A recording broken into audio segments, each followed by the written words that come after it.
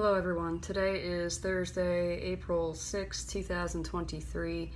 This should be a quick video. The Lord has told me, He has revealed to me that when people claim that they are receiving Holy Spirit goosebumps, that this is not the Holy Spirit. I've been hearing about this since at least 2019 with people who call themselves Christians, and I've never experienced it. The only time I've ever experienced goosebumps was when I was physically feeling cold in terms of temperature. And, I just wrote it off, and I just assumed, okay, well, maybe God's speaking to them in a different way than me, But the Lord has been bringing this up recently, and this is what He told me. And you're going to have to just take this to the Lord and test it, which means ask Him about it, okay? But what He told me is that this is not the Holy Spirit. This is the Rosicrucian Spirit, or spirit of Rosicrucianism, okay?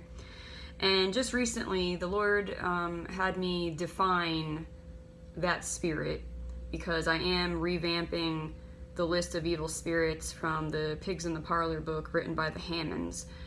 He has me revamping it, reorganizing it, and adding to it, and removing from it, because some of the stuff listed in there, there's no such thing as that spirit. But anyway, and so this came up recently as I was working on that project, and also it came up in just interaction with with someone recently, and the Lord revealed and has confirmed that these goosebumps, this is not coming from the Holy Spirit of Yeshua the Christ of Nazareth.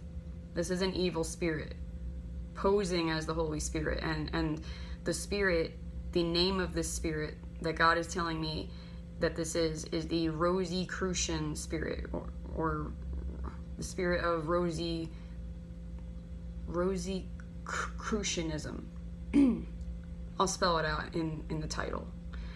And the definition that God gave me of this spirit is it influences people in such a way that they are operating, functioning in self-centered efforts towards salvation. And if you just Google it and just kind of skim the results, their motto or way of their people who abide in this Rosicrucianism, their philosophy is try, and so forth. And I haven't dug extensively into it, but I've been led to look into it enough by the Holy Spirit, and this is what the Lord said. And I, myself, intellectually would have never associated goosebumps with this evil spirit.